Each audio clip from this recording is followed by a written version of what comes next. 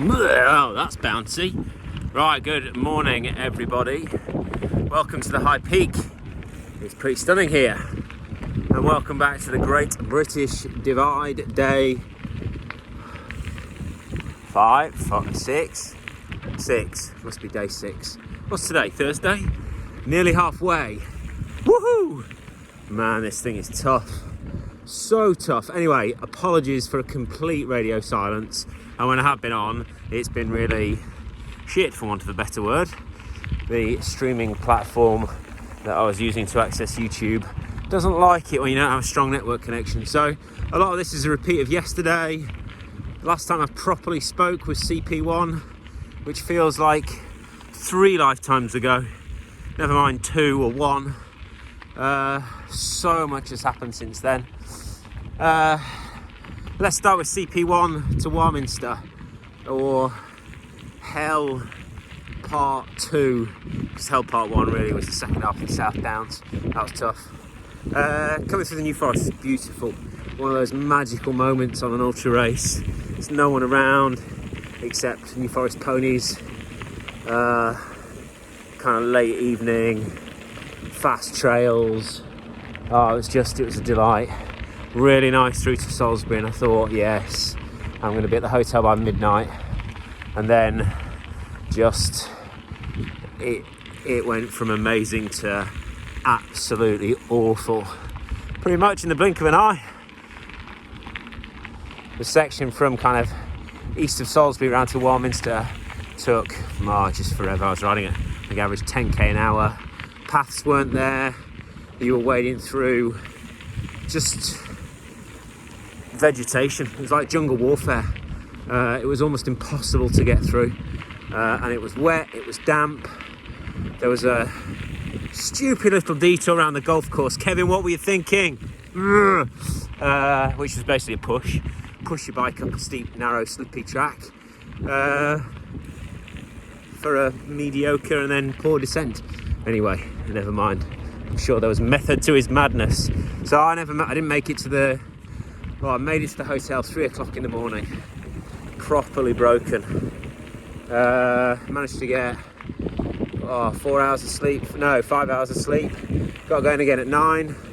Probably about 2 hours behind Sean and Rob. And day 3, because that was only day 2. That was a monster day. 250k almost, with a lot of climbing and a lot of crap to deal with. Day 3, whoa, this was amazing. Day 3 was superb. First half of it, lots of canal paths through like Avon Canal up to Bath, or just kind of near Bath. Then lumpy roads through Badminton, down to the bridge. And then the second half was kind of making your way all the way up the Usk Valley, which again, when you got to, I can't remember where, probably just after Usk, you were up on the canal again. Really, really nice. Made it to CP2 in 5th place. Really sad news about Rob Gardner getting his bike stolen. I was gutted for him. But he is back. More on that in a bit. Literally in and out CP2. I was there for 20 minutes. Wanted to get up and round the Brecon Gap as quick as I could. Beautiful ride up as the sun was setting and at twilight, at dusk, whatever. And then a pretty hairy descent from the Brecon Gap in the pitch black. Jeez. If you're not a mountain biker, I wouldn't want to have done that in the dark. Had to walk a couple of bits, but it was pretty scary. Pretty sketchy at times, and then found a very pleasant golf course. Thank you, Brecon Golf Club, or whoever you were. You have a lovely little wild wooded area at the back of the 9th green. Got a very cold night's sleep. It's 4 degrees, and I'm not really set up for 4 degrees sleeping. I'm set up for maybe 8 or 9, but not 4. It's ridiculous. Anyway, slept well.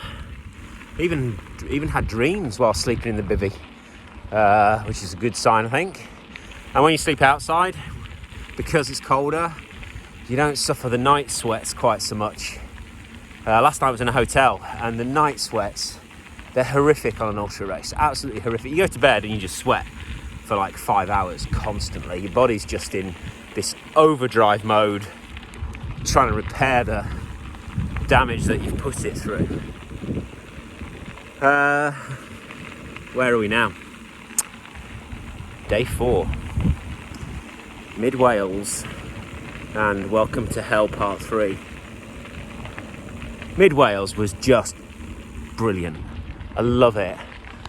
Rolling hills to start with, through the Senny Bridge military range, which was cool, past the military pub called the Drovers Arms.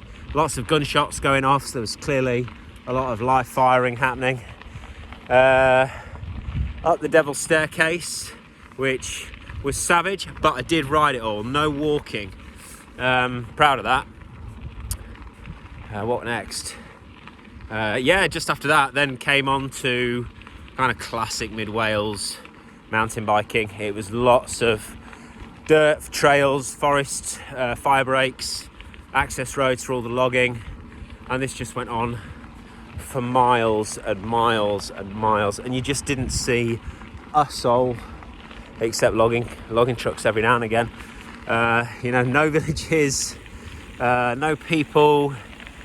It was, the scale of it was epic, just epic. Really enjoyed it, but it's tough going, lots of climbing. Eventually made it through to McCuntnith. I'm never going to pronounce that right, I'm sure. Anyway, made it to Mac. We'll call it Mac, eh? That's we'll stick with that. Made it to Mac for 6. Again, fast up, in and out. The rumours coming down the rumour pipeline, whether the next section was, shall we say, interesting. Anyway, 20k out of Mac. Oh, just delightful. Again, everything mountain biking in Mid Wales should be. Fire road climb, long, steady, really nice. Morning. Sun was kind of still up a little bit. It was a beautiful day. Then this amazing twisty up down rolling single track at the top, which was really nice, and then a fast fire road descent. Loved it. And then just all hell broke loose. Tracks disappeared, tracks zigzagged up like what looked like cliff faces. You were dragging your bike, the path then disappeared again, and you're trying to fight through a sea of thistles, just hoping that you're just following the trace on your Garmin in front of you, because there's no path underneath you, just seas of thistles. I've got thistle thorns everywhere. Then kind of like 3 laps of this forestry bit as I got lost, couldn't find the route. Dark by now. Had one of the logging guys come and say, "Are you lost, mate?" Except he didn't say in that kind of accent, he said it in a Welsh accent. "Are you lost, mate?" No, that's even worse, isn't it? Don't do accents, Neil. Never work with children or animals, and don't do accents. There'd be some good bivvy spots on this trail if anyone in the race is watching.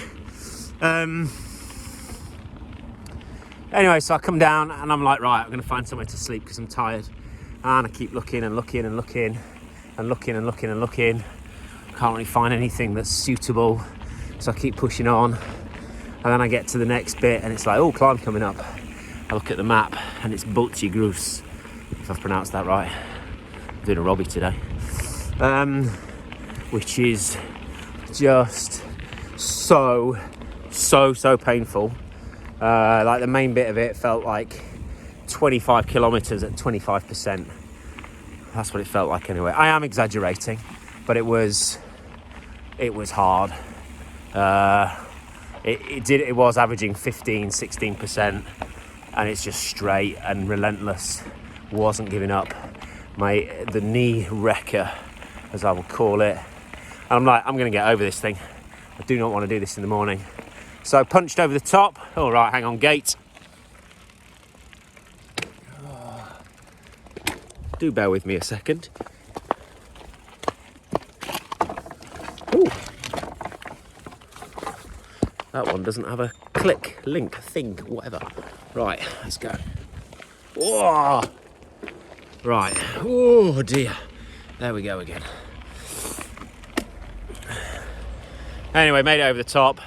By this time it's like 11 o'clock at night, no, 11:30 at night. I'm tired, I'm cold, it's damp. So, quick blast down to Lake Vyrnwy, find a car park, fall asleep.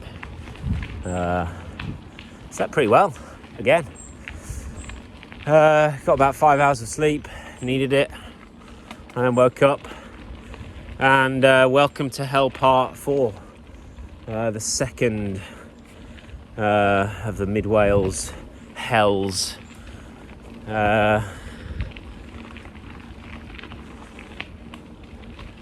The 80k, no, this was 52k from where I was to Oswestry.